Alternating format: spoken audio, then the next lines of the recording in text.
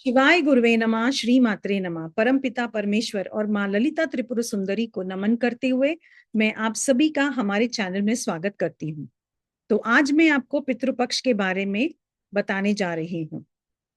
तो शुरू करते एक छोटी सी कहानी से जो हम सबको दान की असली इंपॉर्टेंस समझाती है, जो है कर्ण की कहानी। पितृपक्ष के इस पवित्र समय में ये कहानी याद दिलाती है कि कैसे अन्नदान से केवल पेट नहीं, पितरों की आत्मा को भी शांति मिलती है। तो चलिए मन को स्थिर करके और हृदय में ग्रैटिट्यूड जगाकर कर्ण के एक्सपीरियंस से सीखते हैं। तो सुनिए महादानी कर्ण की वो कहानी जहां स्वर्ग में भूख का अर्थ समझा और पृथ्वी पर अन्नदान का धर्म पूरा किया। महाभारत के अनुसार जब कर्ण का वध हुआ तो वो स्वर्ग पहुंचे। यमराज मृत्यु और न्याय के देवता ने उनका आदर पूर्वक सत्कार किया, क्योंकि कर्ण ने अपना पूरा जीवन दान, पुण्य और तपस्या में बिताया था। स्वर्ग में कर्ण बहुत ही खुश थे, परंतु कुछ समय बाद उन्हें एक अजीब सा अनुभव हुआ। उन्हें भूख लगी। उन्होंने देवताओं से पूछा, यहाँ भोजन कहाँ मिलेगा? देवता चकित हो गए और बोले, स्वर्ग में आत्मा को भूख नहीं लगती, यहाँ भोजन की आवश्यकता ही नहीं है। कर्ण आश्चर्यचकित हो गए। उन्होंने देवगुरु बृहस्पति से कारण पूछा। बृहस्पति जी ने ध्यान लगाया और उन्होंने कहा, आप अपनी तर्जनी, अपनी इंडेक्स फिंगर को चाट लो। कर्ण ने ऐसा ही किया और तुरंत ही उनकी भूख शांत हो गई। बृहस्पति जी ने उन्हें समझाया, हे कर्ण, तुमने अपने जीवन में महान दान किए, सोना, चांदी, धन, भूमि सब कुछ दान किया, लेकिन अन्न दान कभी भी नहीं किया। इसी कारण स्वर्ग में तुम्हें भूख लगी और तुम्हारी भूख केवल इसी कारण से शांत हुई क्योंकि एक समय एक गरीब ब्राह्मण तुम्हारे पास आया था भोजन मांगने। तुमने उसे भोजन तो नहीं दिया, लेकिन अपनी उंगली से उसे रास्ता दिखा दिया जहां उसे भोजन मिल सकता था। उसी छोटी सी दया भाव से तुम्हारी उंगली में थोड़ा सा पुण्य संचित हुआ। इसी कारण उंगली चाटने से तुम्हारी भूख शांत हो गई। यह सुनकर कर्ण का हृदय दुख से भर आया। उन्होंने यमराज से प्रार्थना की, हे यमराज, मुझे थोड़े समय के लिए आप पुनः मानव शरीर प्रदान कीजिए। मैं पृथ्वी पर जाकर अन्नदान करना चाहता हूं, जो मैंने जीवन में कभी भी नहीं किया। यमराज उनकी भावना से प्रभावित हुए। उन्होंने कर्ण को एक पक्ष अर्थात 15 दिन के लिए पृथ्वी पर भेज दिया।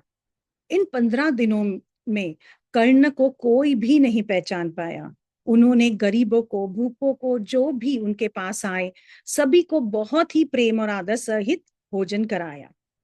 और 15 दिन बाद जब यमराज लौटे और उन्होंने कर्ण को अपना शरीर लौटाने को कहा, कर्ण प्रसन्न होकर शरीर त्याग करने के लिए तैयार हो गए, क्योंकि उनका मन अभी बहुत ही संतुष्ट था, क्योंकि उन्होंने अपना अधूरा पुण्य अन्नदान पूरा कर लिया था।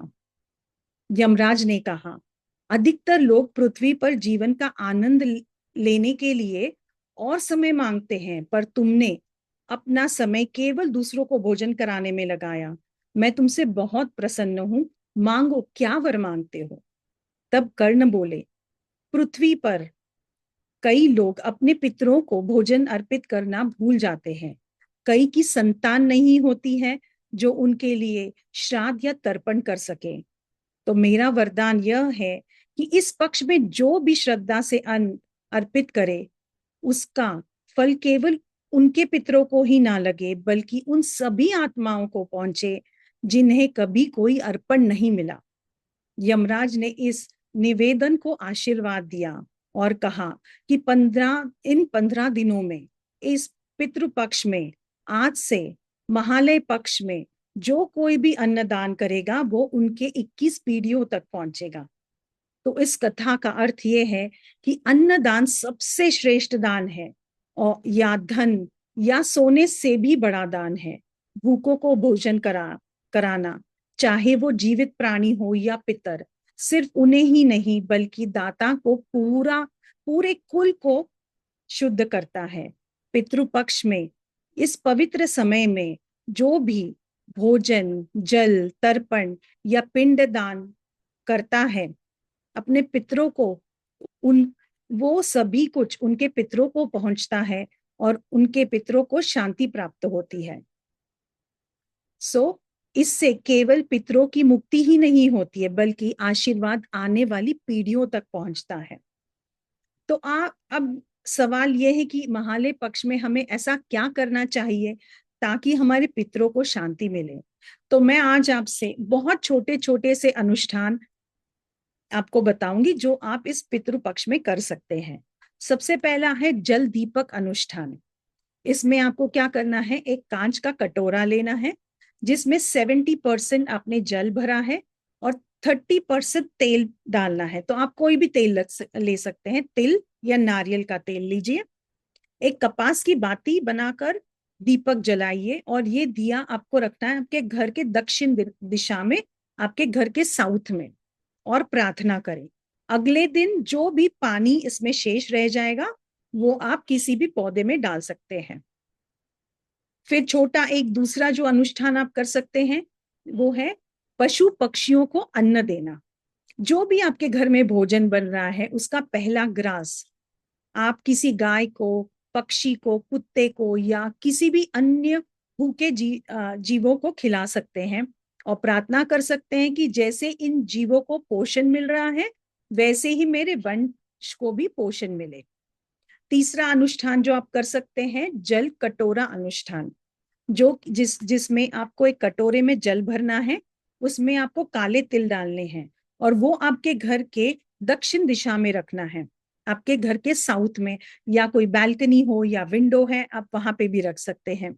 और प्रतिदिन इस जल के इस कटोरे के जल को आपको चेंज करना है। आप इस जल को आपके किचन के सिंक में बहा सकते हैं और इस जल और प्रार्थना करें कि इस जल के माध्यम से मेरे पितरों को मुक्ति और शांति प्रदान हो रही है। और जो हमारे महालय पितृपक्ष का जो सबसे इंपॉर्टेंट दिन होता है वो होता है हमारा अमावस्या का दिन। तो उस दिन आप जो भी अर्पण करते हैं या जो भी दान देते हैं वो आपके आने वाली 21 पीढ़ियों तक मुक्ति देता है।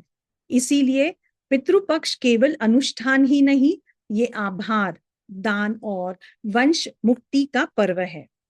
यह महालय पितृपक्ष आपके पितरों को शांति दे और आपके परिवार को समृद्धि प्रदान करे। यही कामना करते हुए मैं अपने इस वीडियो को समाप्त कर रही हूँ। शिवाय गुरुवे नमः, श्री मात्रे नमः।